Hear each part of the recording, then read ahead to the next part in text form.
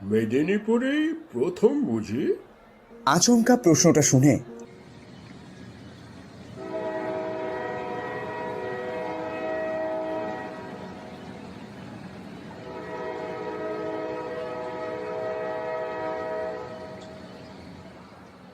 Train যখন ঢুকলো তখন রাত 10টা। কামরায় ঢুকে দেখি লোকজন প্রায় নেই বললেই চলে। সেই ভদ্রলোকও দেখি একই কামরাতে উঠেছে। চোখাচোখি হতেই মিচকে একটা ফিচেল হাসি দিল। যাই হোক, ট্রেন একটু পরেই চলতে শুরু করলো। কখন যে ঘুমিয়ে পড়েছিলাম জানি না। চোখ খুলতে দেখি ট্রেন মেচেদা নামক একটা স্টেশনে দাঁড়িয়ে আছে। কামরা পুরো ফাঁকা। না না, ভুল বললাম, ওই ভদ্রলোক আছে শুধু। ওর দিকে তাকাতেই বলল, সবাই মেচেদা নেমে গেল তো। তা আপনি যা ঘুম দিলেন মাইরি। তা আপনি নামবেন কোথায়? অনিচ্ছা সত্ত্বেও জিজ্ঞেস করলাম। মেদিনীপুর। আচমকা ভদ্রলোকের একটা কথায় আমার সন্দেহ রইল না যে ওর মাথায় ছিট আছে। মেদিনীপুরে নেকড়ে আছে মশাই। আমি চুপ করে আছি দেখে উনি বলে চললেন, কে বিশ্বাস করছেন না তো? আমি জানি কেউ বিশ্বাস করবে না, তবে আপনি যদি চান তো আপনাকে দেখাতে পারি। এইবার একটু মজা লাগলো আমার। বললাম, মেদিনীপুর তো মোটামুটি ভালোই উন্নত শহর। এখানে নেকড়ে থাকলে সেটা তো বিশাল নিউজ হতো মশাই। এখনো তো কেউ জানে না, তবে এবার জানবে, আর নিউজও হবে। লোকটার শেষ কথাটাতে কিসের যেন একটা সংকেত ছিল। আমি বললাম, তা আপনার ওই নেকড়ের রং কি, সাইজ কিরম? আপনাকে দেখাবো যখন, তখনই বুঝবেন। লোকটির হাসিটা বড্ড বিশ্রী। পাগলকে বেশি ঘাঁটতে নেই, তাই অন্যদিকে মুখ ঘুরিয়ে নিলাম। লোকটি নিজের মনেই বকে চলেছেন। মনে হলো যেন হিসাব করছেন কত প্রাণহানি ঘটবে। মাঝে খড়গপুর স্টেশনে লোকটি হঠাৎ আমার কামরার দরজা বন্ধ করে দিলেন। আমি কিছু বলিনি। পাগলকে আর কি বা বলা যায়। আমি যখন বলবো তখন জানলার নিচে মাথাটা নিচু করে নেবেন, কোনো প্রশ্ন করবেন না। ভদ্রলোকের গলাটাতে এখন আর কোনো পাগলামির লক্ষণ নেই। সামনে কাঁসাই নদী, ট্রেন কিছুক্ষণ দাঁড়াবে, আমি বললেই মাথাটা নিচু করে ফেলবেন। আমি এতটাই ঘাবড়ে গিয়েছিলাম যে লোকটির কথায় উত্তর দিতে মনে ছিল না। হঠাৎ ট্রেনটা দাঁড়িয়ে গেল। আমি জানলা দিয়ে মুখ বাড়ালাম। সামনে কাঁসাই নদী, খুব বড় নয়। আকাশের ধপধপে চাঁদের আলোয় চারিদিক ধুয়ে যাচ্ছে। কাঁসাই নদীকে বড় একাকী মনে হলো। চারিদিকে ধু ধু মাঠ, কোথাও কোনো কিছুর চিহ্ন পর্যন্ত নেই। শুধু একটু দূরে একটা বট গাছ একা কুম্ভের মতো দাঁড়িয়ে আছে। দৃশ্যটা এতই মনোরম যে আমি সব ভয়, সব দুশ্চিন্তা ভুলে গিয়ে ওই দিকেই তাকিয়ে থাকলাম। এইবার ভদ্রলোকের কথায় সম্বিত ফিরল। ঘড়িতে দেখি রাত 1টা বাজে। আপনি বট গাছটি খেয়াল করুন তো, কিছু দেখতে পান কিনা। তবে সাবধানে, সে যেন না দেখতে পায়। আমি বটগাছটা ভালো করে দেখবার চেষ্টা করলাম। চাঁদের আলোয় সবকিছু স্পষ্ট দেখা যাচ্ছে।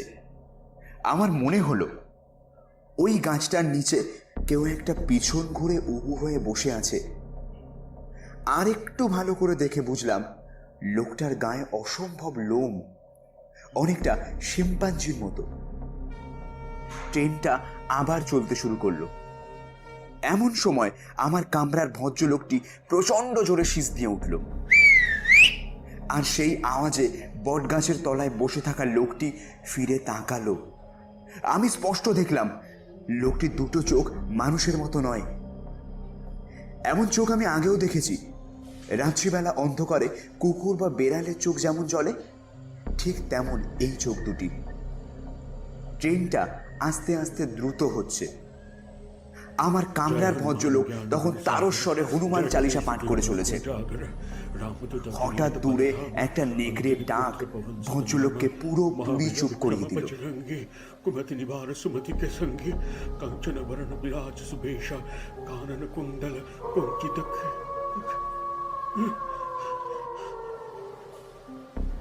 আমি হতভম্ব। সেটা আতঙ্কে না বিস্ময় আমি নিজেই বুঝতে পারছি না।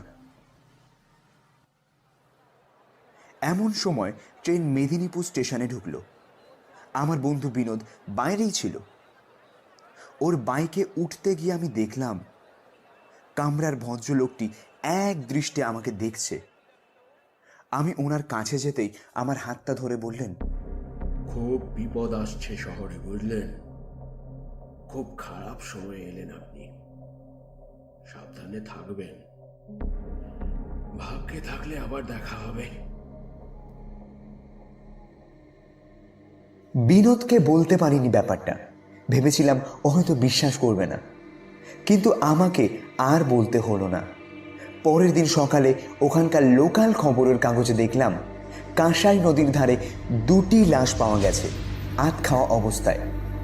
প্রত্যক্ষদর্শীর থেকে পাওয়া বিবরণ অনুযায়ী পুলিশ একটি প্রাণীর স্কেচ প্রকাশ করেছে, যার দেহটা মানুষের মতো হলেও মুখটা অবিকল কুকুরের মতো।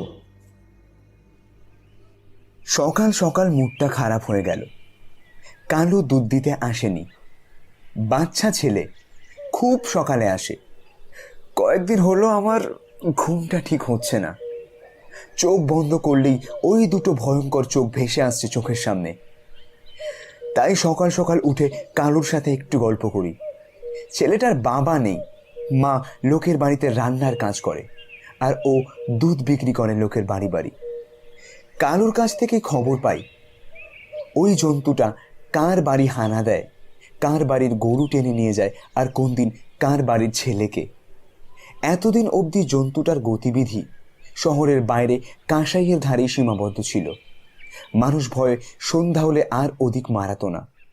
কিন্তু গত পরশু রাতে ওই জন্তুটা কালুদের বস্তিতে হানা দেয়। ওই বস্তিতে ফতেমা বিবি নামে এক বৃদ্ধা থাকতেন একা। সেই দিন রাতে ওই বৃদ্ধার ঠিক 2 ঝুপড়ি পরে বসবাসকারী আনিসুর চাচা রাতের বেলায় যখন মাতাল হয়ে বাড়ি ফিরছে, সেই সময় ওই বৃদ্ধা ঝুপড়ির পিছনে কিছু একটা দেখেন। ওনার মনে হয় কেউ একটা কিছু ভারী জিনিস নিমেষে টেনে নিয়ে গেল। মাতাল চাচা খুব চেঁচামেচি করে, কিন্তু মাতাল বলেই কেউ তার কথায় গুরুত্ব দেয়নি। পরদিন সকালে দেখা যায় এক বীভৎস দৃশ্য। ফতেমা বিবির ঝুপড়ির ছাদটাতে একটা বিশাল ফাঁক। রক্তের দাগ দেখে বোঝা যায় কোনো প্রচণ্ড শক্তিশালী পশু বৃদ্ধার দেহটিকে টেনে নিয়ে গেছে। বস্তির লোক সেই দাগ অনুসরণ করে দেহটির অবশিষ্টাংশ উদ্ধার করে। এই ঘটনাটার পর শহরে আতঙ্ক ছড়িয়ে পড়ে। প্রশাসন নড়ে চড়ে বসে। যদিও বেশিরভাগ শিক্ষিত লোকের ধারণা এটি কোনো মানুষের কাজ, যে কিনা নেকড়ের মুখোশ পরে কাজগুলি করছে, যেমন স্টোনম্যান করত। কিন্তু আমি জানি এই জিনিস আর যাই হোক মানুষ হতে পারে না। এই চোখ দুটো কিছুতেই মানুষের নয়। যাই হোক, হঠাৎ করে কালুটার জন্য খুব চিন্তা হচ্ছিল। চা খেয়ে স্নানে ঢুকতে যাব, এমন সময় হন্তদন্ত হয়ে বিনোদ হাজির। কালুর মাটাও গেল বোধহয়। কাল রাত্রে বাইরে গেছিল বোধহয় কালুর জন্য কিছু আনতে, আর ফেরেনি। লাশ পাওয়া গেছে? ভয় ভয় জিজ্ঞেস করলাম। বাড়ি থেকে বেশ কিছুটা দূরে, আধ খাওয়া অবস্থায়। বেচারা কালুটা খুব কাঁদছে। ওর তোর মা ছাড়ার কেউ নেই। কালুর জন্য খুব দুঃখ হলো। ওইটুকু ছেলে। বিনোদ বলল কালুকে আপাতত আমাদের এখানেই আনবে। শহরটা দিব্যি গোছানো হলেও এখন যেন কেমন লণ্ডভণ্ড হয়ে আছে। সন্ধ্যে থেকে কেমন রাস্তা ফাঁকা হয়ে যাচ্ছে। দোকানদাররা তাড়াতাড়ি দোকান বন্ধ করে নিচ্ছে। রাত 9টার পর সমস্ত শহরটাতে যেন শ্মশানের নিস্তব্ধতা ঘিরে ধরে। আতঙ্কিত হওয়ার আরও একটা কারণ হলো নেকড়ের ডাক। অন্ধকার নামলেই শহরের বুক চিরে নেমে আসে এই নেকড়ের বিকট আর্তনাদ। এই ডাক কারো না কারোর মৃত্যুর পরোয়ানা নিয়ে আসে। পুলিশের উপর থেকে ভরসা ইদানিং উঠে গেছে। পুলিশ অসহায়ের মতো লাশ শনাক্ত করেই খালাস। আমার বন্ধু বিনোদ এখানকার লোকাল সংবাদপত্রের সাংবাদিকতার কাজ করে। ব্যাপারটা আমার বন্ধুকেও ভাবিয়ে তুলেছে। একটা রহস্যভেদের নেশা ওকে পাগল করে তুলেছে। কালু আমাদের বাড়িতে মোটামুটি স্বাভাবিক, তবু মায়ের জন্য যে ওর মন খারাপ করে সেটা মাঝে মাঝে ওর মুখ দেখলেই বোঝা যায়। বিনোদের জন্য আমার ভারী চিন্তা হয়। নেকড়েরূপী খুনিকে ধরায় ওর মরিয়া প্রচেষ্টা ওকে না বিপদের মুখে ফেলে দেয়। বিনোদের স্থির বিশ্বাস এটা কোনো মেগালোম্যানিয়াক খুনের কীর্তি। সেদিন রাত্রে খাওয়া দাওয়ার পর আমি আর বিনোদ এই নিয়ে আলোচনা করছি। পাশের ঘরে কালু ঘুমোচ্ছে। তর্ক যখন জমে উঠেছে, হঠাৎ করে একটা ডাক আমাদের পুরো থমকে দিল।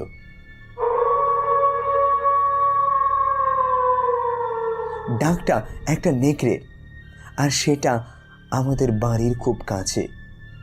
স্তম্ভিত ফিরতেই দেখি বিনোদ রেডি হচ্ছে। আজ ধরবই স্কাউন্ডেলটাকে। এত দ্রুত বিনোদ বেরিয়ে গেল যে আমি আটকাবার সুযোগই পেলাম না। কিছুক্ষণ পরে বুঝতে পারলাম কত বড় ভুল করেছি আমি। মনে হাজার ভয় থাকলেও বন্ধুর কথা ভেবে ওকে খুঁজতে বেরোবো ঠিক করলাম।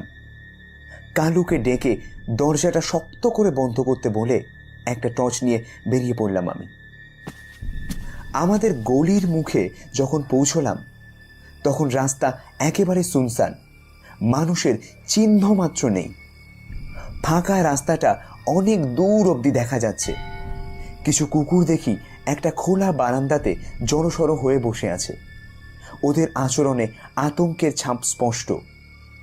আমি আর এগোবো কিনা ভাবছি, এমন সময় পিছনে একটা চেনা ফিসফিসে গলা। এইদিকে আসুন। পিছন ফিরে দেখি ট্রেনে আলাপ হওয়া সেই ভদ্রলোক। আমি কিছু বলার আগেই আমার হাতটা ধরে একটা অর্ধেক বানানো বাড়ির আড়ালে নিয়ে গেলেন। ওই দেখুন। ওনার চাপা ইশারা লক্ষ্য করে যে দৃশ্য দেখলাম তাতে কিছুক্ষণের জন্য আমার পায়ের তলার মাটি কেঁপে গেল। আমি দেখলাম কালো মিশমিশে লোমশ একটা প্রাণী দূরের একটা পাঁচিলে উবু হয়ে বসে কিছু একটা খাচ্ছে। প্রাণীটির চেহারার সাথে মানুষের সাদৃশ্য থাকলেও মুখটা অবিকল নেকড়ের মতো। ওয়ারুফ! অতর্কিতে আমার মুখ দিয়ে শব্দটা বেরিয়ে এলো। এই জিনিসের ছবি আমি সিনেমাতে বহুবার দেখেছি, কিন্তু বাস্তবে যে এমন ব্যাপারের সম্মুখীন হতে হবে তা কল্পনাতেও ছিল না। বাড়ি ফিরে চলুন। এক প্রকার আমার হাত ধরে টানতে টানতে আমাকে নিয়ে চলে আসলো ভদ্রলোক। আচমকা আমার বিনোদের কথা মনে পড়ল। আমার বন্ধু যে এখনো ফেরেনি। আপনার বন্ধু ঠিকই ফিরবে, আগে নিচে বাটুন তো। আমি বাড়ি ফিরে এলাম। ভদ্রলোককেও যেতে দিইনি। পাশের ঘরে কালুকে বললাম একটা বিছানা করে দিতে। ভদ্রলোক শুয়ে পড়ল। আমার ঘুম আসছে না, কি জানি বিনোদের কোনো বিপদ হলো কিনা। রাত 3টে নাগাদ কলিং বেলের আওয়াজ শুনে চমকে উঠলাম। তাড়াতাড়ি দরজা খুলে দেখি বিনোদ দাঁড়িয়ে আছে, সঙ্গে একটি মেয়ে। এ হচ্ছে চীনা, হুগলিতে বাড়ি। এখানে চাকরি সূত্রে থাকে একটা বাড়ি ভাড়া নিয়ে। আমরা গত 1 বছর ডেট করেছি। এই বিপদে ওর একা থাকা নিরাপদ নয়, তাই ওকে এখানে নিয়ে এলাম। এক নিঃশ্বাসে কথাগুলো বলে গেল বিনোদ। আমি ওদের ঢুকতে দিয়ে চীনাকে বসতে বললাম। হঠাৎ দেখি ট্রেনে আলাপ হওয়া ভদ্রলোকটি দরজার কাছে এসে দাঁড়িয়েছে, দৃষ্টিটা চীনার দিকে। আমার সাথে ভদ্রলোকের চোখাচোখি হওয়ায় তিনি বললেন, আমি তাহলে এখন আসি। সে কি, এত রাতে কোথায় যাবেন? আর তাছাড়া বিপদ তো এখনো কাটেনি। ভদ্রলোক কিছুতেই বসলেন না, তবে যাওয়ার আগে ফিসফিস করে আমাকে বলে গেলেন, না মশাই, রাস্তাতে আর বিপদ নেই, তবে আপনি সাবধানে থাকবেন। এই আমার কার্ড, এখানে ঠিকানা আর মোবাইল নাম্বার লেখা আছে। দরকার পড়লে বাচ্চাটাকে নিয়ে সোজা আমার বাড়িতে গিয়ে উঠবেন। আর হ্যাঁ, চোখ কান খোলা রাখবেন, কাউকে বিশ্বাস করবেন না। মনে রাখবেন, শয়তানের কোনো আত্মীয় হয় না। শেষ কথাটা একটু চেপেই বললেন ভদ্রলোক, তারপর হুড়মুড় করে বেরিয়ে গেলেন। যাওয়ার আগে মনে যে একটা অদ্ভুত রকমের খটকা দিয়ে গেলেন তা বলাই বাহুল্য। সকালবেলা তাড়াতাড়ি বাড়ি থেকে বেরিয়ে গেলাম। ট্রেনে আলাপ হওয়া ভদ্রলোকটির বাড়ি খুঁজে বের করতেই হবে। কেন জানি না মনে হচ্ছে উনি এই নেকড়েটি সম্বন্ধে অনেকটাই জানেন। পরশু রাতে যখন উনি কার্ডটা দিলেন তখন নামটা দেখা হয়নি। আজ সকালে দেখলাম পুণ্ডরিক পণ্ডিত। কি করেন কিছু লেখা নেই, তবে বাড়ির ঠিকানাটা দেওয়া আছে। আসলে গতকালের একটা ঘটনার পরিপ্রেক্ষিতে ওনার সাথে দেখা করাটা আমার খুবই দরকার মনে হলো। রাঙামাটি নামক এলাকাতে এসে ওনার বাড়ি খুব সহজেই পেয়ে গেলাম। এখানে সবাই ওনাকে পাগলা পণ্ডিত নামে জানে, কিন্তু আশ্চর্য ব্যাপার এই যে ও আসলে কি করে সেটা কেউ জানে না। বাড়ির কলিং বেলটা বাজাতেই একটা বুড়ো মতো লোক দরজা খুলে দিল। পুণ্ডরিক বাবু আছেন? বাবু তো কলকাতা গেছেন, ফিরতে রাত হবে। আমি আসার সময় আমার কার্ডটি দিয়ে এলাম। বাবু এলেই কার্ডটি দিয়ে দিও, আর বলো ট্রেনে দেখা হওয়া ভদ্রলোক এসেছিলেন। আচ্ছা বাবু, আমি বলে দেবো। পুণ্ডরিক বাবুর বাড়ি থেকে বেরিয়ে একটা চায়ের দোকানে বসলাম। কাল রাতের ঘটনাটা কিছুতেই ভুলতে পারছি না। গতকাল বিকেলে বিনোদ কাজের সূত্রে বাইরে যায়, আমাকে বলে যায় যে রাতে ফিরবে না। আমিও কিছুটা নিশ্চিন্ত হই। যাই হোক, রাতে তাড়াতাড়ি খেয়ে আমার ঘরে আমি আর কালু শুয়ে পড়ি। ত্রিনা পাশের ঘরে শোয়। মাঝরাতে একটা অস্বস্তি হওয়ায় বাথরুম যাওয়ার জন্য উঠতেই দেখি ত্রিনার ঘর খালি। কি করব না করব ভাবছি, এমন সময় সেই ডাক।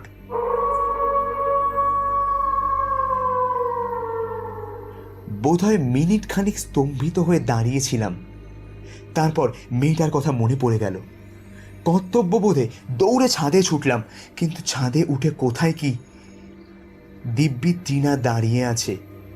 আমাকে দেখে বলল, তুমি এত রাতে ঘুমাওনি? আসলে নেকড়ের ডাক শুনে ছুটে এলাম। নেকড়ে কোথায়? আমি তো কিছু শুনিনি। ও তোমার মনের ভুল, যাও শুয়ে পড়ো। ত্রিনার কথাতে অবাক হলেও চুপচাপ শুয়ে পড়েছিলাম। সকালে ছাদে বেড়াতে বেড়াতে কোণের দিকে একটা জোড়া পায়ের ছাপ আবিষ্কার করি। সেটা মানুষের না, কোনো জন্তুর। পুণ্ডরিক বাবুকে খুব দরকার। কেন জানি না মনে হচ্ছে উনি এর থেকে বেরোনোর একটা উপায় বলে দিতে পারেন। চায়ের দোকানের দামটা মিটিয়ে উঠতে যাব এমন সময় পাগলা পণ্ডিতকে খুঁজছেন বুঝি? তাকিয়ে দেখি এক ভিখারি টাইপের লোক আমার দিকে তাকিয়ে আছে। বলে পাশ কাটিয়ে এগিয়ে যেতে গেলাম। এমন সময় লোকটি বলে উঠল, আরে ও মশাই, আপনি ওকে ছদ্মবেশে ভুললেন নাকি? পুণ্ডরিক বাবু আপনি? কিন্তু এই বেশে কেন?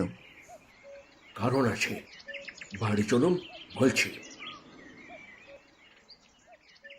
আমার কথা বলার ভাষা হারিয়ে গেছে। লোকটিকে যত দেখছি ততই অবাক হচ্ছি। নেকড়ের থেকে এই মানুষটি কম রহস্যজনক নয়। পুণ্ডরিক বাবু তার বাড়ির কাছে এসে বললেন, আপনাকে আগেই আমার বলা উচিত ছিল, কিন্তু ইচ্ছে করেই বলিনি। তবে এটুকু বলতে পারি যে বিপদ কিন্তু ক্রমশ বাড়ছে। বিপদ যে বাড়ছে তা বলাই বাহুল্য।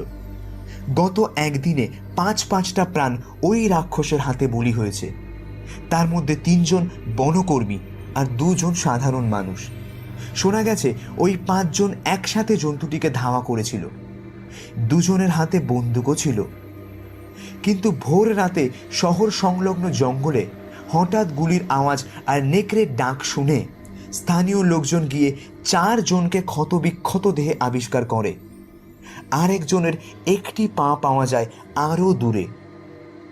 আমি বেশ বুঝতে পারছি জন্তুটা আমাদের বাড়ির ওখান থেকে যাওয়ার পরই এসব কাণ্ড ঘটাচ্ছে। পুণ্ডরিক বাবুর ঘরটা বেশ অগোছালো। প্রচুর বই এদিকে ওদিকে ছড়িয়ে ছিটিয়ে আছে। কি দেখছেন? আচমকা প্রশ্নে ফিরে দেখি ভদ্রলোক একেবারে ঘরোয়া বেশে এসে বসেছেন। আচ্ছা, একটা প্রশ্ন করতে পারি? আমি কি করি জানতে চাইছেন তো? হ্যাঁ, মানে সেটাই তো বুঝতে পারছি না। এই বইটা দেখুন, অধমের লেখা।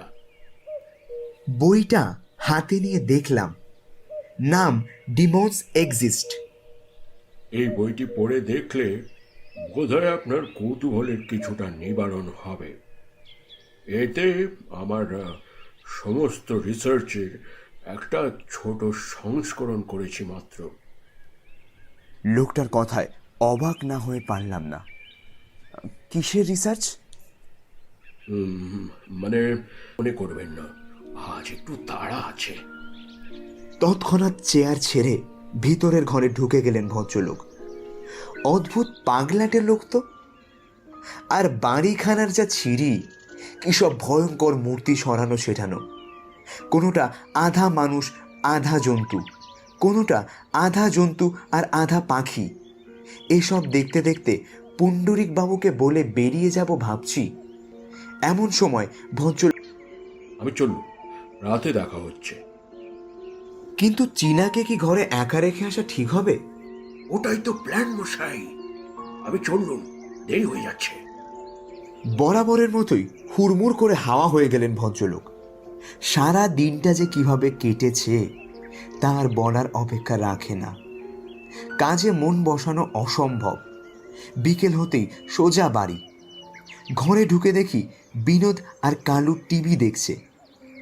আমার অবাক লাগে বিনোদের কালুর প্রতি ভালোবাসা দেখে।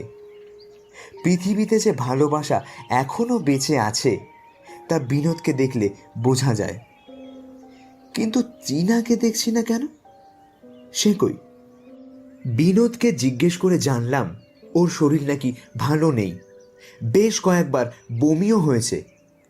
হাত মুখ ধুয়ে আমি চীনার ঘরে গেলাম।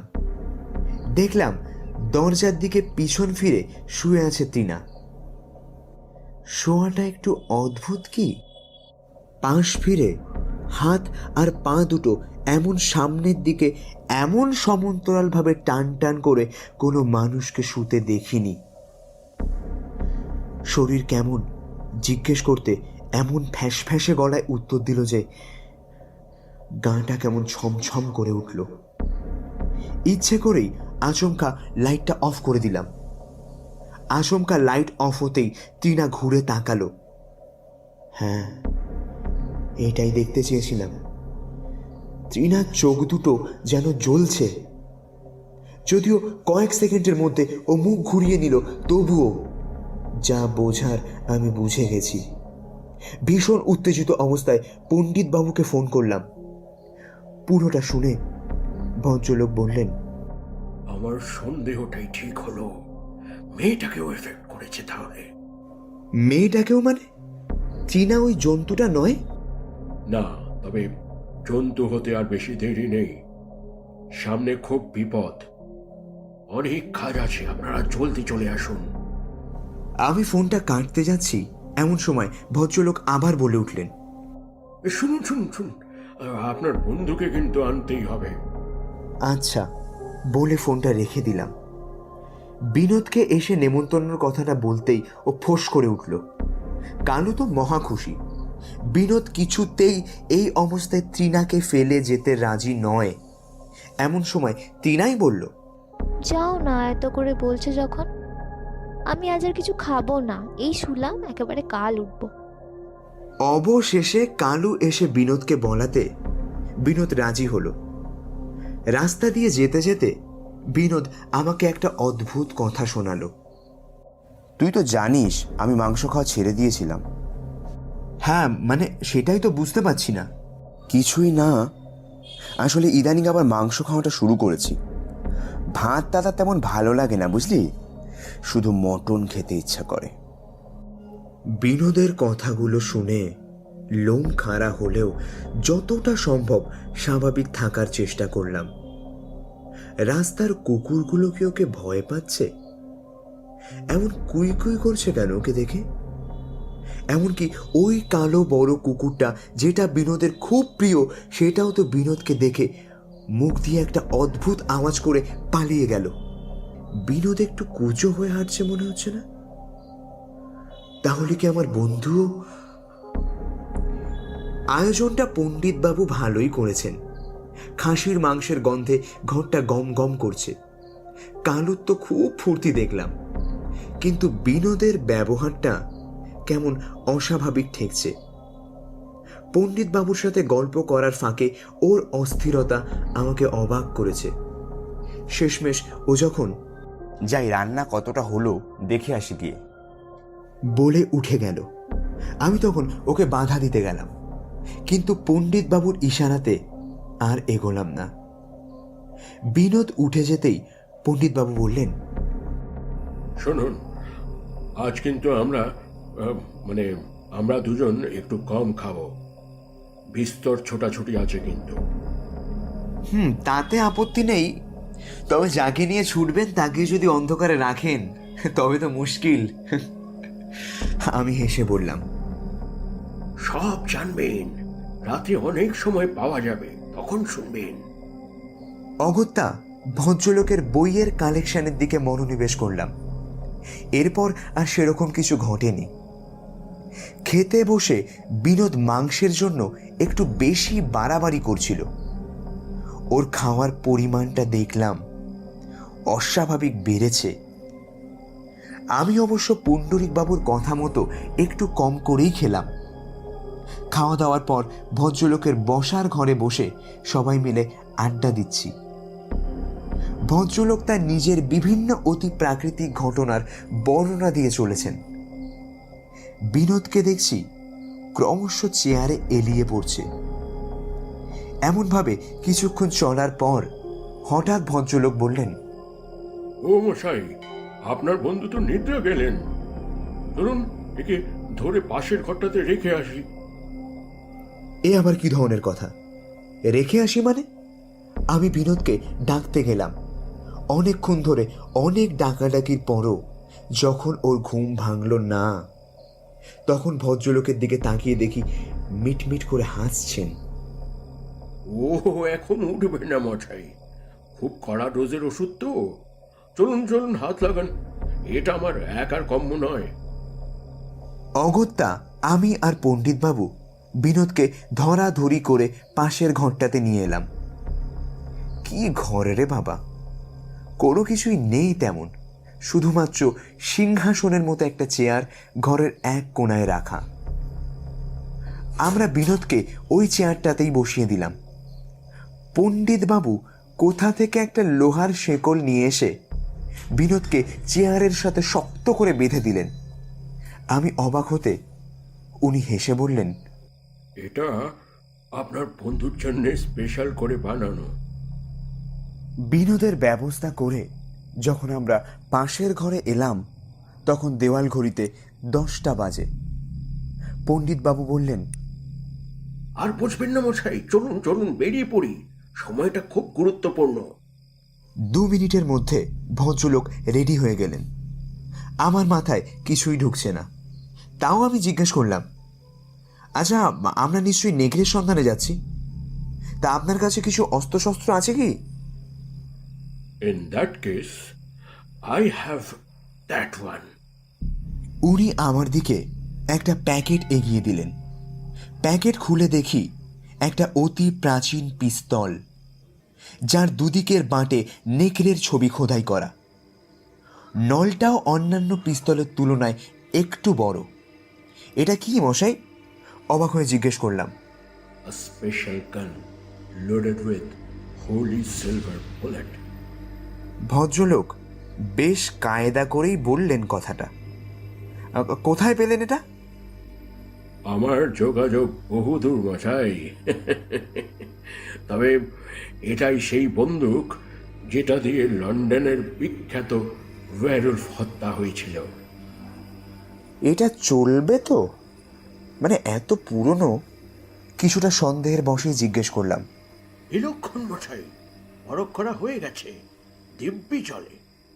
সবকিছু সেরে বেরোনোর সময় ভদ্রলোক বিনোদের ঘরটা বাইরে থেকে লাগিয়ে একটা মোটা তালা ঝুলিয়ে দিলেন।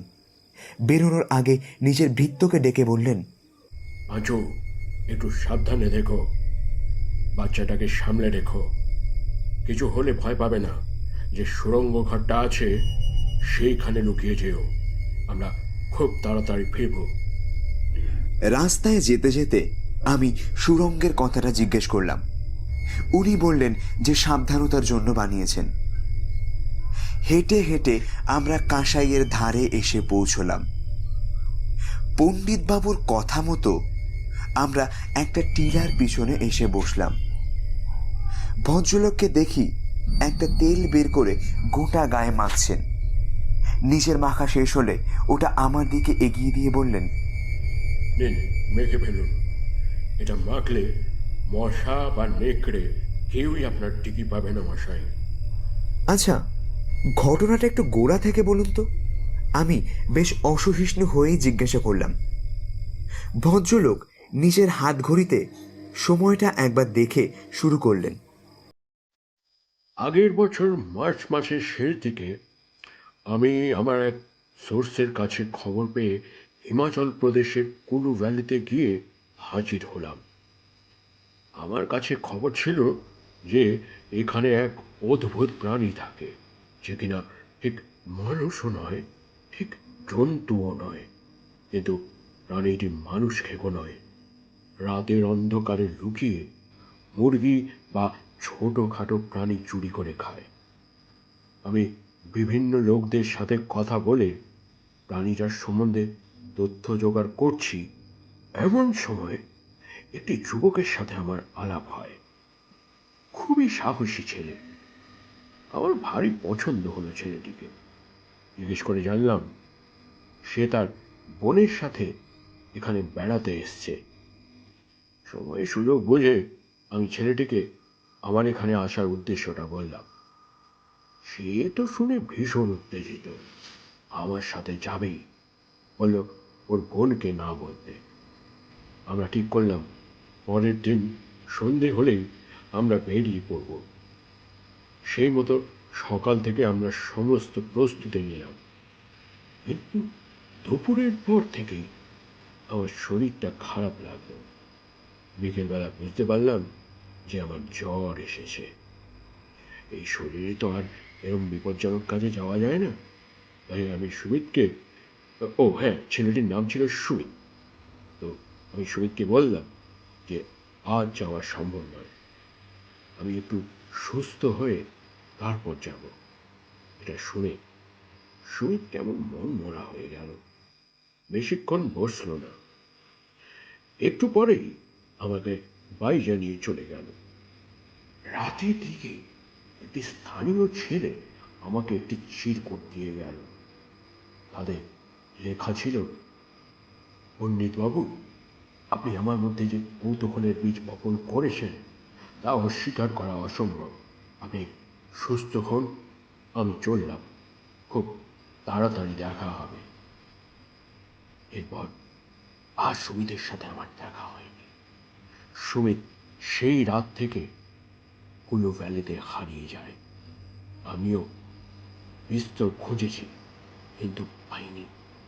ওরম একদিন রাতের বেলায় আমি সুমিতকে খুঁজতে খুঁজতে একটি গুহার মতন জায়গাতে এসে একটি বিচিত্র প্রাণীর দেখা পেলাম। প্রাণীটি মৃত্যু পথযাত্রী। আশ্চর্যভাবে দেখলাম প্রাণীটি যত মৃত্যুর দিকে এগোচ্ছিল তত তার দেহের পরিবর্তন হচ্ছিল। অবশেষে সে যখন সম্পূর্ণ মানুষের রূপ পেল, তখন আমার হাত থেকে একটু জল খেয়ে বলল যে অভিশাপ মহামারীর মতো ছড়িয়ে পড়ছে। আজ সে, কাল আরো কেউ, এইভাবেই সবের দিন শেষ হয়ে যাবে। এই বলেই তার দেহটা নিস্পন্দ হয়ে গেল। সুমিত কখনো ওর বোনের সাথে আমাকে আলাপ করায়নি, কিন্তু আমি ওর বোনকে দেখেছিলাম। সেই থেকে আমি ওদের ফলো করি। সুমিত সকালবেলা গা ঢাকা দিয়ে থাকে। বহু কষ্টে ওর আড্ডাটা খুঁজে বের করেছি। আপনার বন্ধু বোধহয় সুমিতের বোন মানে চীনার দ্বারা এফেক্টেড হয়েছেন। যাই হোক, আজ আমরা এই খেলাটা শেষ করার জন্য এখানে এসেছি। আর এই অদ্ভুত বন্দুকের দ্বারাই আমি সুমিত বাত্রিয়ার খেলা সাঙ্গ করব। ভদ্রলোকের মুখে পুরো বৃত্তান্ত শুনে আমি কি বলবো কিচ্ছু বুঝতে পারলাম না।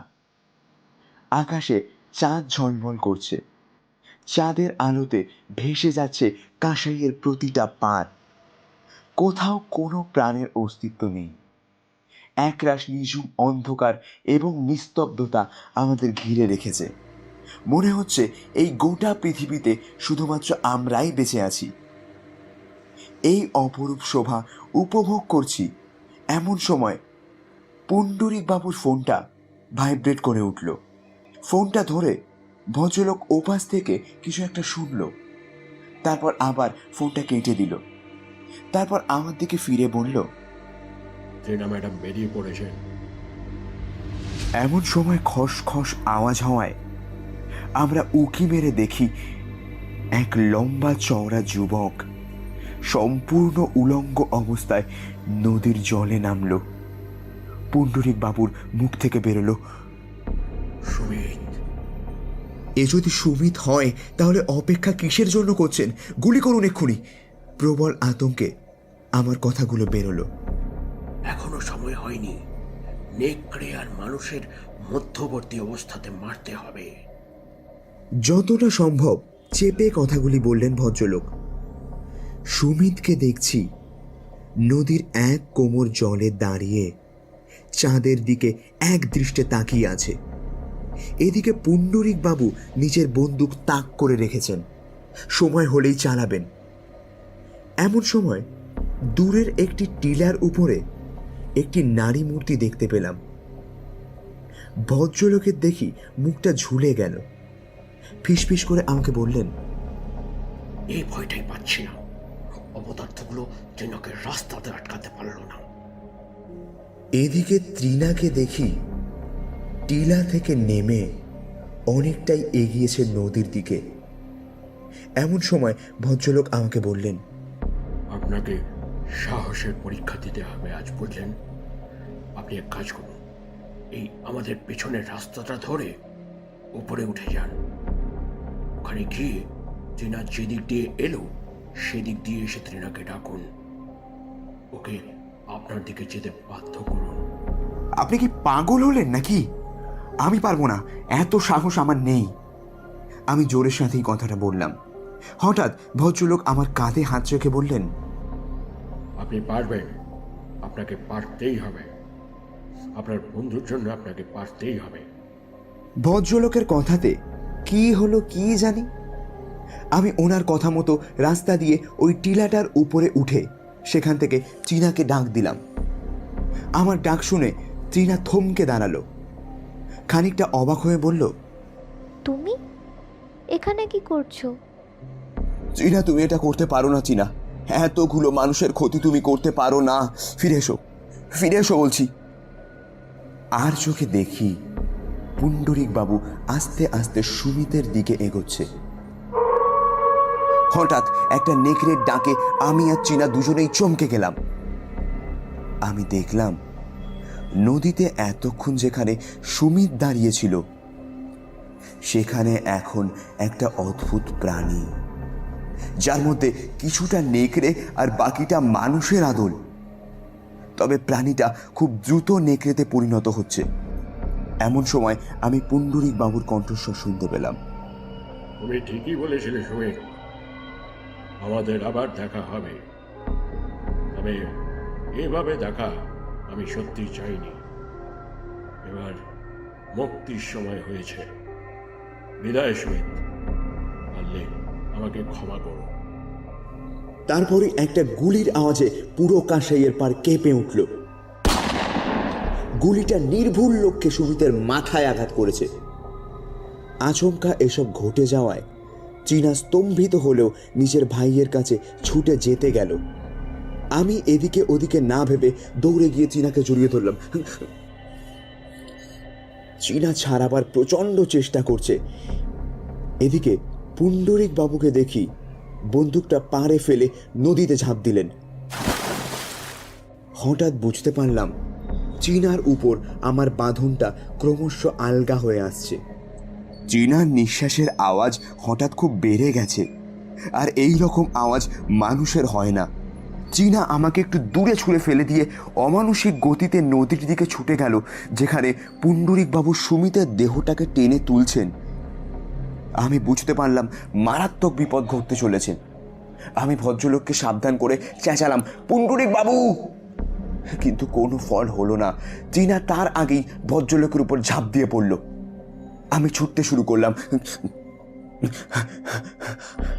চীনা ততক্ষণে ভদ্রলোকের বুকের উপর বসে ওনার গলাটা টিপে ধরেছে। আমি দেখতে পাচ্ছি চীনার দেহতে একটা দ্রুত পরিবর্তন হচ্ছে। হঠাৎ চীনা আকাশের দিকে তাকিয়ে অনেকটা কুকুরের মতো আওয়াজ করে কেঁদে উঠল। ভদ্রলোক ফ্যাঁসফ্যাঁসে গলায় বলে উঠলেন, গুলি করুন এক্ষুনি। আমি বন্দুকটা কুড়িয়ে নিয়ে চীনার দিকে তাক করলাম, কিন্তু আমার হাত কাঁপছে। আমি কিছুতেই ট্রিগারটা টানতে পারছি না। এদিকে চীনা নেকড়ে রূপ প্রায় সম্পূর্ণ। একবার চীনা নেকড়ে হয়ে গেলে আমাদের দুজনের বাঁচা অসম্ভব। এইদিকে তাকান, আমার চোখের দিকে। ভদ্রলোকের ফ্যাঁসফ্যাঁসে গলাটা আমার কানে এলো। তাকিয়ে দেখি ওনার প্রাণবায়ু প্রায় বেরিয়ে এসেছে। তবু ওর চোখের দিকে তাকিয়ে আমার কি একটা হলো। একটা প্রচন্ড গুলির আওয়াজে স্তম্ভিত ফিরল। অবাক হয়ে দেখলাম আমার হাতে ধরা বন্দুক থেকেই গুলিটা বেরিয়েছে, আর সামনে চীনার দেহটা উবুর হয়ে আছে। যদিও ওটাকে চীনা না বলে একটা জন্তু বলাই সেও, একখানা লোমশ প্রাণী যার মুখটা নেকড়ের মতো। পাশে পুণ্ডরিক বাবু এখনো গোঁ গোঁ করছেন। মিনিট 10 সময় লাগলো ভদ্রলোকের স্বাভাবিক হতে। তারপরেই বললেন, চলুন কেটে পড়ি, লোকজন এসে পড়লে আর রক্ষে থাকবে না। রাস্তাতে পুণ্ডরিক বাবু একজন রিক্সাওয়ালা রেখেছিলেন, তাতে চেপেই সোজা বাড়ি ফিরলাম। ক্লান্ত পরিশ্রান্ত হয়ে যখন আমরা বাড়ি ঢুকলাম, পাঁচুদা দরজা খুলে দিল। ওর চোখে মুখে আতঙ্ক দেখে আমার গলা শুকিয়ে গেল। আমরা তিনজন বিনোদের ঘরের সামনে এলাম। পুণ্ডরিক বাবু বললেন, একটা শেষ কাজ বাকি আছে। আমি ভদ্রলোকের হাত চেপে ধরলাম, দয়া করে আমার বন্ধুকে মারবেন না। ভদ্রলোক আমার হাত ছাড়িয়ে ঘরের দরজাটা খুললেন। ঘরে ঢুকে দেখি বিনোদ জেগে গেছে, প্রচণ্ড ধস্তাধস্তি করছে চেয়ারের বাঁধনটা খোলার জন্য। বিনোদের এই রূপ আমি আগে দেখিনি। চীনার মতো অত ভয়ঙ্কর না হলেও কিছুই কম যায় না ওর থেকে। পুণ্ডরিক বাবু ওর সামনে গিয়ে ওকে ভালোভাবে দেখে বললেন, না, এ পুরোটা এফেক্টেড হয়নি এখনো, তবে এই অবস্থায় আর কিছুদিন থাকলে পুরো হতে দেরি হবে না। তাহলে উপায়? আমি ঈষৎ কাঁপা কাঁপা গলায় জিজ্ঞেস করলাম। এর জন্য সিলভার বুলেট লাগবে না, আমার অন্য অস্ত্র আছে। কি অস্ত্র? সভয় জিজ্ঞেস করলাম। হিপনোটিজম। কেন, আপনার ওপর তো 2 বার প্রয়োগ করলাম মশাই। ওই একবার জেনাকে ডাকার জন্যে, আর একবার গুলি চালাবার জন্যে। ভদ্রলোক মিচকি হেসে কথাটি বললেন। আমি অবাক। মুখ দিয়ে আমার একটাই কথা বেরোলো, ভেরি ডেঞ্জারাস। সে যাই বলুন। আচ্ছা, একে আগে শান্ত করুন তো, শান্ত না হলে হিপনোটিজম হবে না কিন্তু। ভদ্রলোক আমার দিকে ইশারা করলেন। আমি বিনোদের দিকে আস্তে আস্তে এগোলাম। ভয় যে করছিল না তা নয়, তবু বন্ধু তো বিনোদের কাছে যেতেই প্রথমে বিনোদকে একটু শান্ত মনে হলো। আমি খানিক নিশ্চিন্ত হয়ে ওকে কিছু বলতে যাব, এমন সময় ডান হাতের চেনটা ছিঁড়ে বিনোদ আচমকা আমার গলা টিপে ধরল। বিনোদের হাতে যে এত জোর আমি কল্পনাও করতে পারিনি। পুণ্ডরিক বাবু, পাঁচুদা দুজন মিলে ওর হাত থেকে আমাকে ছাড়াতে এলো, কিন্তু বিনোদ অবলীলায় ওদের ছুঁড়ে ফেলে দিল। চোখ বন্ধ হয়ে এসেছে। শেষবারের মতো মায়ের মুখটা মনে করার চেষ্টা করছি। এদিকে পুণ্ডরিক বাবুকে দেখি বন্দুকটা রেডি করছেন। এমন সময় একটা গলার স্বরে সব শান্ত হয়ে গেল।